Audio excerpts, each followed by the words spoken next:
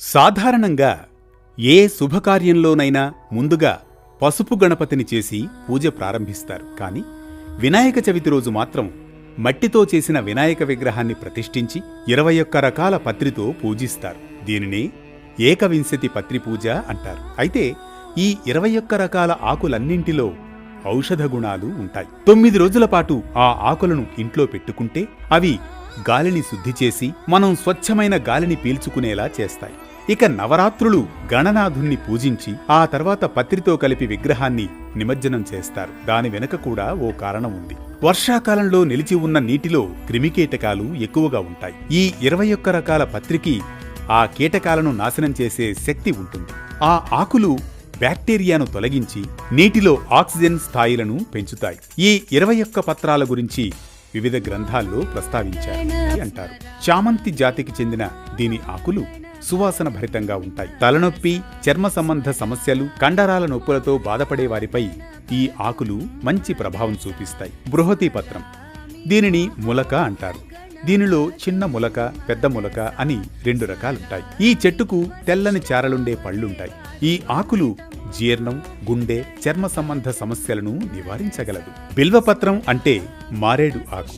ఇవి శివుడికి, శ్రీ మహాలక్ష్మీదేవికి చాలా ఇష్టమైనవి. ఈ ఆకులు డయాబెటీస్, డయేరియా, గ్యాస్ట్రిక్ సమస్యలను నివారించగలవు. 4 దూర్వాపత్రం. దూర్వాపత్రం అంటే గరిక. తెల్లగరిక, నల్లగరిక అని 2 రకాలుంటాయి. గడ్డిజాతి మొక్కలు విఘ్నేశ్వరునికి అత్యంత ప్రీతికరమైనవి. గాయాలు, ఎలర్జీలు, ఉదర సంబంధిత సమస్యలను నివారించే గుణం దీనికుంది. 5 దుత్తూరపత్రం. దుత్తూరపత్రం అంటే ఉమ్మెత్త. ముళ్లతో కాయలు, వంకాయ రంగు పువ్వులు ఉంటాయి. కాలిన చర్మానికి, బొబ్బలకు ఈ ఆకు చక్కగా పనిచేస్తుంది. 6 బదరీపత్రం. బదరీపత్రం అంటే రేగు. దీనిలో రేగు, జిట్రేగు, గంగరేగు అని 3 రకాలుంటాయి. ఇవి జీర్ణ సంబంధ సమస్యలు, గొంతు సమస్యలు, దగ్గును నియంత్రించగలవు. 7 అపామార్గపత్రం. దీనిని ఉత్తరేణి అంటారు. గుండ్రంగా ఉండే ఈ ఆకులు శివునికి ఇష్టమైనవిగా చెబుతారు. పాముకాటుకు, గాయాలు నయం కావడానికి ఈ ఆకులు ఉపయోగపడతాయి. 8 తులసీపత్రం. హిందువులకు తులసి గురించి ప్రత్యేకంగా చెప్పాల్సిన పని లేదు. తులసీ పత్రాలను దేవతార్చనలో వాడుతారు. రోగ నిరోధక శక్తిని పెంపొందించేందుకు, దగ్గు, జలుబు, జ్వర నియంత్రణకు తులసి ఆకులు ఉపయోగపడతాయి. అనేక అనారోగ్య సమస్యలకు ఏకైక ఇంటి చిట్కా తులసి. 9 చూతపత్రం. చూతపత్రం అంటే మామిడాకు. మామిడాకులకు శుభకార్యాల్లో విశిష్ట స్థానం ఉంది. మామిడి తోరణం లేకుండా పండుగ వాతావరణం కనిపించదు. మామిడాకులు రక్త విరేచనాలు, చర్మంపై దద్దుర్లను తగ్గించడంతో పాటు కీటకాలను ఇంట్లోకి ప్రవేశించనీయకుండా అడ్డుకుంటాయి. 10 కరవీరపత్రం. దీనినే గన్నేరాకు అంటారు. గన్నేరు చెట్టుకు తెలుపు, పసుపు, ఎరుపు రంగుల పువ్వులుంటాయి. దేవతార్చనలో గన్నేరు పువ్వులను ఉపయోగిస్తారు. క్యాన్సర్, ఆస్తమా నివారణకు గన్నేరు పత్రం ఉపయోగపడుతుంది. 11 విష్ణుక్రాంత పత్రం. ఇది నీలం, తెలుపు పువ్వులుండే చిన్న మొక్క. నీలి పువ్వులుండే రకాన్ని విష్ణుక్రాంత అంటారు. జ్ఞాపక శక్తిని పెంచడానికి, జుట్టు పెరుగుదలకు, జలుబు, దగ్గు, జ్వరం, ఆస్తమా, నరాల బలహీనత నివారణకు ఈ ఆకులు ఉపయోగపడతాయి. 12 దాడిమి పత్రం. దాడిమి అంటే దానిమ్మాకు. దానిమ్మ ఫలం ఎన్నో ఔషధ గుణాలు కలిగి ఉంటుందని అందరికీ తెలిసిందే.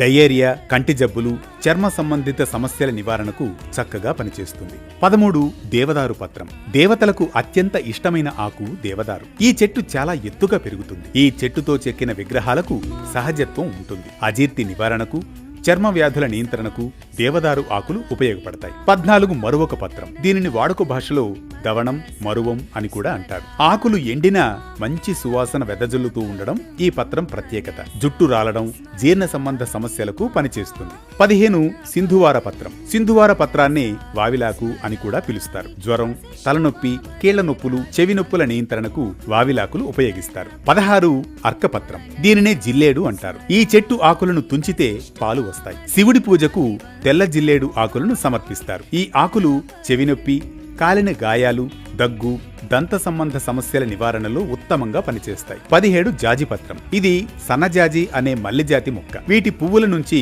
సుగంధ తైలం తీస్తారు.